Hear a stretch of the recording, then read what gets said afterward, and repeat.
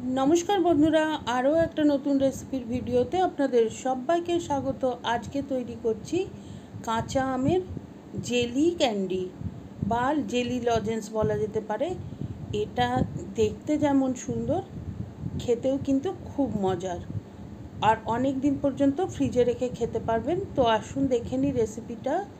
4টে কাঁচা আম নিয়ে ভালো করে খোসা ছাড়িয়ে ধুয়ে এই রকম ছোট ছোট করে টুকরো করে নিয়েছি। যত ছোট টুকরো করে নিতে পারবেন ততই তাড়াতাড়ি রান্না হবে, ক্যান্ডিটা বানাতে কম সময় লাগবে। এখন কড়াই বসিয়ে দিয়েছি গ্যাসে, দিয়ে দিচ্ছি 2 কাপ মতো জল। আর আমার এই আমগুলোও কিন্তু মেপে নিয়েছি, 2 কাপের মতোই হয়েছে।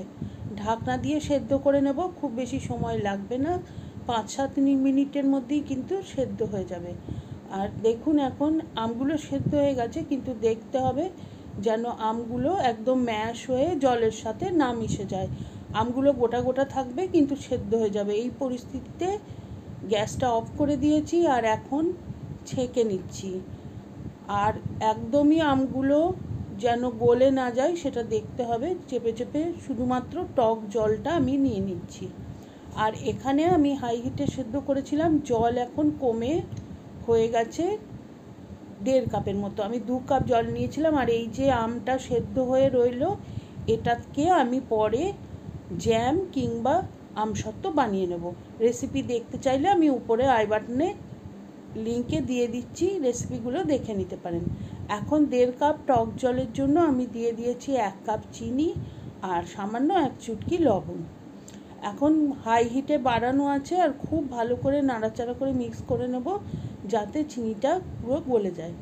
আর দিয়ে দিচ্ছি আমি 1/2 চা চামচ মতো গ্রিন ফুড কালার। যেহেতু কাঁচা আমের ক্যান্ডি বানাবো সেই জন্য গ্রিন ফুড কালার দিলাম, আপনারা চাইলে এটা স্কিপ করতে পারেন।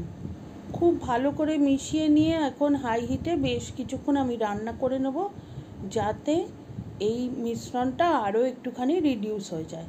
আর তার মধ্যে আমি একটা বাটিতে নিয়ে নিয়েছি 1 চা চামচ আগর আগর পাউডার, সেটা জল দিয়ে একটা পেস্টের মতো তৈরি করে রাখবো।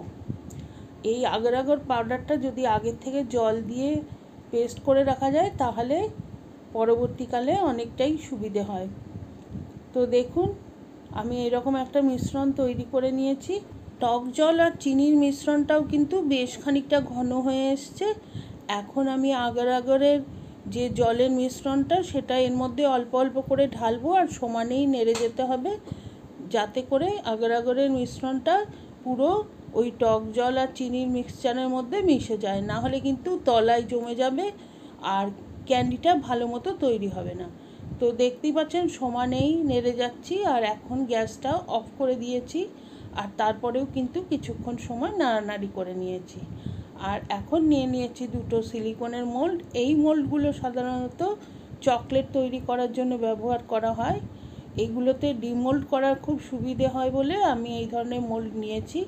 আর আপনাদের কাছে যদি না থাকে তাহলে যে কোনো পেপার কাপে বা স্টিলের বাটিতে আপনারা বসাতে পারেন, পরে ইচ্ছামতো শেপার সাইজে কেটে নেবেন। এই মোল্ডে ঢেলে আমি কিছুক্ষণ ঠান্ডা করে নিয়েছিলাম আর তারপরে ফ্রিজে রেখেছিলাম।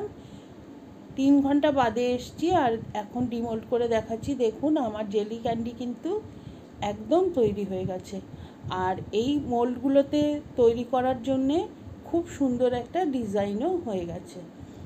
তো দেখতেই পাচ্ছেন কতটা লোভনীয় হয়েছে ক্যান্ডিগুলো, দেখতে কতটা সুন্দর লাগছে। বাচ্চারা তো ভীষণ মজা করে খাবে। সমস্ত ক্যান্ডিগুলো আমি ডিমোল্ড করে নিয়েছি আর এখন এয়ারটাইট কন্টেনারে ভরে ফ্রিজে রেখে দেবো আর ইচ্ছা মতো সার্ভ করব। এখানে বলে রাখি, আপনাদের কাছে আগর আগর পাউডার না থাকলে 1 চামচ আগর আগর পাউডারের বদলে 2 চামচ কর্নফ্লাওয়ার ইউজ করতে পারেন, একই রেজাল্ট পাবেন। আপনাদের যদি পছন্দ হয় আপনারা অবশ্যই একবার বাড়িতে বানিয়ে দেখবেন, কমেন্ট করে জানাবেন কেমন লাগলো। আপনাদের রেসিপির ছবি শেয়ার করতে পারেন আমার ফেসবুক পেজে। আর রেসিপিটা যদি ভালো লাগে তাহলে please like, share and subscribe my channel.